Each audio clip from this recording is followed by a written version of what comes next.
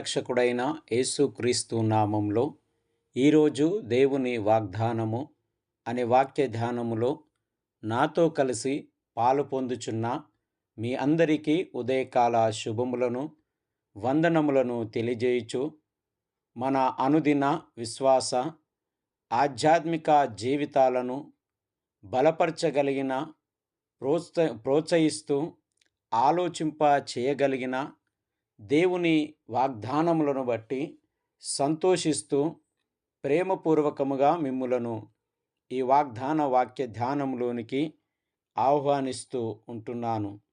స్నేహితులారా, ఈ వాక్య ధ్యానములు ఇంకను అనేకులకు అందించబడాలని ప్రార్థనా పూర్వకంగా మనవి చేస్తూ ఉంటున్నాను.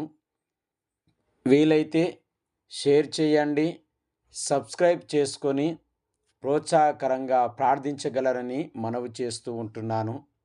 అనుదిన ప్రార్థనలో మీ అందరి కొరకు ప్రార్థిస్తున్నాను అని చెప్పడానికి సంతోషిస్తూ, దేవుడు ఈ విధముగా వాక్యము మీతో పంచుకోవడానికి నాకు ఇస్తున్నటువంటి ఈ సదవకాశములను బట్టి కూడా దేవాతి దేవునికి నా నిండు కృతజ్ఞతలు తెలియజేస్తూ ఉంటున్నాను.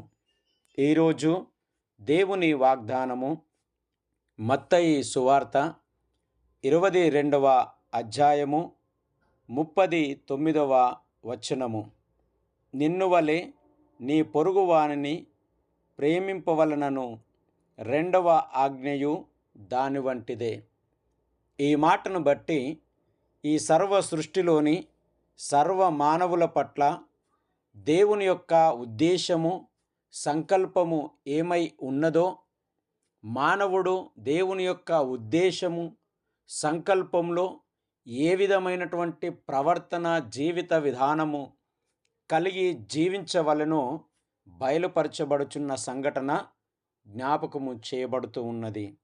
స్నేహితులారా, 2 విషయాలు ఇక్కడ ఆలోచింపచేస్తూ ఉంటున్నవి. మొదటిది, నిన్ను నీవు ఏ విధంగా ప్రేమించుకుంటావు, నిన్ను నీవు ఏ విధంగా గౌరవించుకుంటావు, నిన్ను నీవు ఏ స్థాయిలో చూసుకోవాలనుకుంటున్నావు. అదే రీతిగా రెండవది, నీ పొరుగువాన్ని అలాగే ప్రేమించు, నీ పొరుగువాన్ని అలాగే చూడడం నేర్చుకో, నీ పొరుగువాన్ని ఆ విధంగానే గౌరవించడం నేర్చుకో అనే విషయాలు 2 మనల్ని ఆలోచింపచేస్తూ ఉంటున్నవి. ఇలాంటి సందర్భంలో మానవ చరిత్రలో ఈ ప్రేమించే అనేటటువంటి మాట అత్యంత ప్రమాదకరమైన స్థితిని అనుభవిస్తున్నటువంటి సందర్భములు మనము ఎన్నో చూస్తూ ఉంటున్నాం. అది ప్రేమించుట అనేటటువంటి మాట ఈ ప్రమాదకరమైనటువంటి స్థితిని అనుభవిస్తుంది అంటే అది ఎంతో బాధాకరమైనటువంటి విషయముగా కూడా జ్ఞాపకం చేస్తూ ఉంటున్నాను. ఎందుకంటే సగటు మానవుడు, అది కుటుంబము మొదలుకొని సమాజము వరకు, ఆధ్యాత్మిక మేల్కొలుపు కలగజేసేటటువంటి సంస్థల వరకు ప్రేమ అనేటటువంటిది, ప్రేమించుట అనేటటువంటిది స్వార్థముతో నిండి ఉన్నది, ద్వేషముతో నిండి ఉన్నది, నమ్మక ద్రోహముతో నిండి ఉన్నది, అసూయ, పగ, ప్రతీకారాలతో విశ్వాసఘాతకులుగా నటిస్తున్నటువంటి వేషధారణకు గురి చేయబడినది అని చెప్పక తప్పదు. ఎందుకంటే మన ఎదుట ఉన్నటువంటి వ్యక్తుల పట్ల, అది నీవు కావచ్చు, నేను కావచ్చు, మనం ఎవరైనా కావచ్చు, ఇది సర్వసాధారణంగా మనము నటిస్తున్నటువంటి సహజ స్థితి అని చెప్పక తప్పదండి. నీవు ఎవరికైనా సహాయం చేస్తున్నావా, నువ్వు ఎదుటి వ్యక్తికి ఏమైనా తోడ్పాటుగా ఉన్నావా అని ఆలోచన చేస్తే అక్కడెక్కడో స్వార్థం ఉండవచ్చు, అక్కడెక్కడో అసూయ ఉండవచ్చు.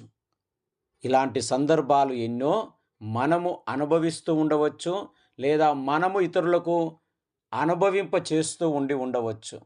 ఇలాంటి సందర్భమును జ్ఞాపకం చేస్తూ ఉంటుంది. ఎందుకంటే పైకి అందరము చాలా ప్రేమగా నటిస్తామండి, చాలా భక్తిపరులం అనుకుంటాం, కానీ మన హృదయం లోపట ఎంతో కల్మషము, ఎంతో ఓర్వలేనితనము, ఎంతో అసూయ, ఇలాంటి స్థితిని మన మనస్సులో ఉంచుకొని మనము జీవించడము తగదు అనేది జ్ఞాపకం చేయబడుతూ ఉంటుంది.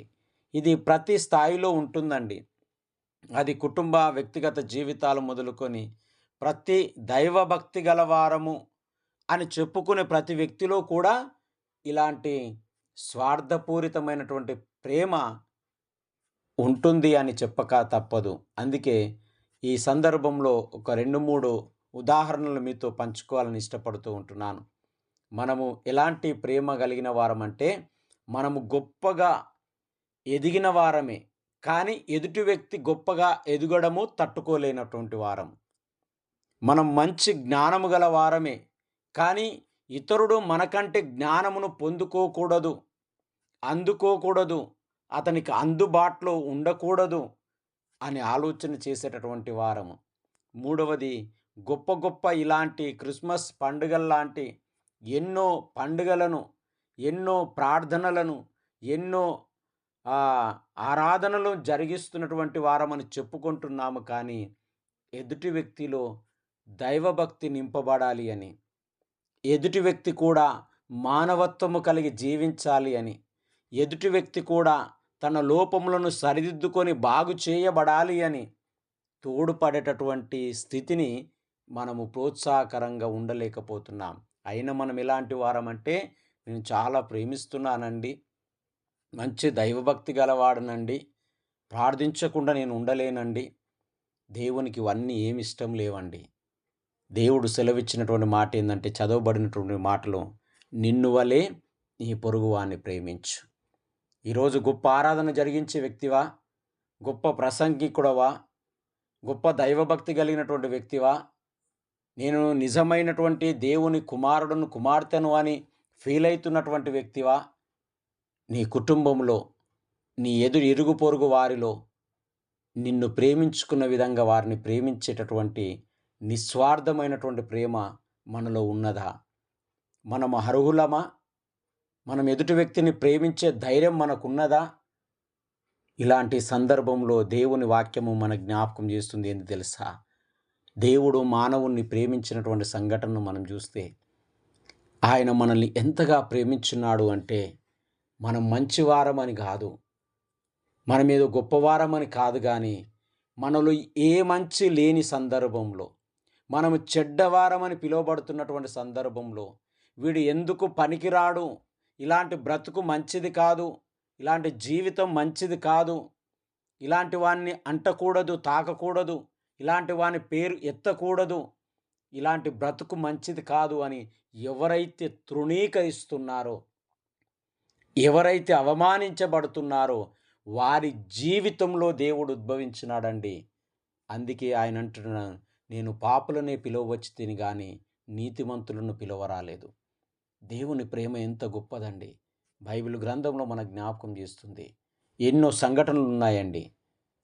పాపులను ప్రేమించినటువంటి దేవుడు, బలహీనులను ప్రేమించినటువంటి దేవుడు, చెరసాల బంధకాలలో ఉన్నటువంటి వారిని, రోగములు నొప్పులతో ఉన్నటువంటి వారిని, కన్నీరుకు దుఃఖానికి లోనైనటువంటి వారిని ప్రేమించినటువంటి దేవుడు. అందుకే నిర్గమకాండంలో అంటున్నాడు, నేను ఈ ప్రజల మూలుగులను విని నేను దిగి వచ్చినటువంటి దేవుడను. ప్రియమైన స్నేహితుడా, సహోదరి, సహోదరుడా, ఈ వాక్య భాగంలో పాలు పొందుతున్నటువంటి వారలారా, ఈరోజు క్రిస్మస్ పండుగ మన జీవితంలో మరొక సంవత్సరాన్ని అనుభవించడానికి మనల్ని ప్రోత్సహిస్తుంది అంటే, నిజముగా దేవుడు మన ద్వారా ఏదో గొప్ప కార్యము జరిగించుకోవాలని, లేదా మనల్ని లేవనెత్తాలి అని మనల్ని ప్రేమిస్తున్నటువంటి దేవుడు అని మర్చిపోకు. ఒంటరిగా ఉన్నావా? కష్టాల్లో ఉన్నావా? కన్నీటిని అనుభవిస్తూ ఉంటున్నావా? తృణీకరించబడుతున్నావా? ఎందుకు పనికిరాని వాడవని పిలువబడుతున్నావా? నిన్ను నన్నే దేవుడు మార్చడానికి వచ్చిందండి. అదే క్రీస్తు జన్మించినటువంటి శుభవార్త. అందుకే ఆయన అంటున్నాడు, యేసుక్రీస్తు జనన విధానమును గురించి జ్ఞాపకం చేస్తూ, అయితే భయపడకుడి, ఇదిగో ప్రజలందరికీ కలుగబోవు మహా సంతోషకరమైన శుభవర్తమానం ఏంటి తెలుసా? దావీదు పట్టణమందు రక్షకుడు మనకు పుట్టి ఉన్నాడు. ప్రేమించే దేవుడు, సహించే దేవుడు, కనికరించే దేవుడు, మన లోపాలను సరిదిద్దేటటువంటి దేవుడు ఈరోజు మన జీవితాల్లో ఉద్భవించున్నటువంటి ఆ సందర్భమే నిన్ను నన్ను ప్రేమిస్తున్నటువంటి మనలో నీతిమంతులమని ప్రేమించట్లేదు. మనం గొప్పవారమని, జ్ఞానం గలవారమని ప్రేమించట్లేదు. మనం లోపంలో ఉన్నాము అని మనల్ని ప్రేమించి, మన పాపపు స్థితి నుంచి లేవనెత్తడానికి, మనం ప్రేమించబడిన విధంగా ఇతరులు ప్రేమించబడాలి అని మన సాక్షార్థమైనటువంటి జీవితము అందించటానికి దేవుడు ఇష్టపడుతూ ఉంటున్నాడు. కాబట్టి క్రిస్మస్ పర్వదినములలో మీ అందరితో ఈ వాక్యం పంచుకుంటున్నటువంటి నేను ప్రార్థనా పూర్వకంగా మనవి చేస్తూ ఉంటున్నాను. ఈ సంవత్సరము మన ఎదుట ఉన్న వారిని, మన ఇరుగు పొరుగు వారిని, మన ఉద్యోగ స్థలాల్లో శత్రువులుగా భావిస్తున్నటువంటి వారిని, మనము తృణీకరిస్తున్నటువంటి వారిని, వీడెందుకు పనికిరాడురా అనుకుంటున్నటువంటి వారిని ప్రేమించి లేవనెత్తండి. ఇదే నిజమైన క్రిస్మస్సు. ఎందుకంటే నిన్ను నీవు పాడు చేసుకోవడానికి ఇష్టపడతలేవు గదా! నీ ఎదుటివాడు కూడా పాడు కాకూడదు అని, నరకపాత్రుడు కాకూడదు అని దేవుడు ఇష్టపడుతూ ఉన్నాడు. అది ఈ నిజమైన క్రిస్మస్ అని దేవుడు మనకు మాట్లాడుతూ ఉంటున్నాడు. దేవుడి మాటలు దీవించి ఆశీర్వదించును కాక. పరిశుద్ధుడా, ప్రేమగల తండ్రి, మహోన్నతుడా, ఈ దినమును ఈ సమయాన్ని మాకిచ్చి మా ఆలోచనలను నీ వైపు మలిపినందుకు నీకు వందనాలు చెల్లిస్తూ ఉంటున్నాం. నిజమే ప్రభువా, క్రిస్మస్ పండుగలు ఎన్నో మేము జరుపుకుంటూ ఉండవచ్చు, కానీ మేము ప్రేమించేటటువంటి స్థితికి ఎదగగలుగుతున్నామా? మమ్మల్ని మేము ప్రేమించుకున్న విధంగా మా ఎదుటి వారిని ప్రేమించగలుగుతున్నామా? ఇరుగు పొరుగు వారితో ఆ ప్రేమ కలిగిన సహవాసాన్ని మేము పెంపొందించుకోగలుగుతున్నామా అని ఆలోచన మా ముందుచ్చినందుకు మీకు వందనాలు చెల్లిస్తూ ఉంటున్నాం. ఒకవేళ ఇది లోపముగా ఉంటే మేము సరిదిద్దబడి క్రీస్తు మాలో ఉద్భవించి ఉన్నాడు, ఆయన ప్రేమ మాకు అందించి ఉన్నాడు, ఆ ప్రేమను మీకు కూడా అందిస్తాము అనేటటువంటి ఆ ప్రేమించే గుణలక్షణాలతో మమ్మల్ని నింపి దీవించి, దీవెనలతోనూ ఆశీర్వాదములతోనూ ప్రతి బిడ్డ నింపి దీవించమని ప్రార్థిస్తూ ఉంటున్నాం.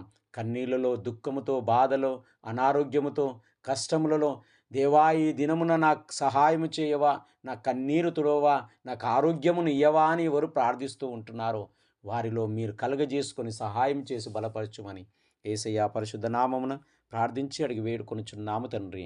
త్రియక దేవుని యొక్క దీవెన, నిత్య సమాధానము మనందరికీ తోడుని దీవించి ఆశీర్వదించును గాక. ఆమేన్.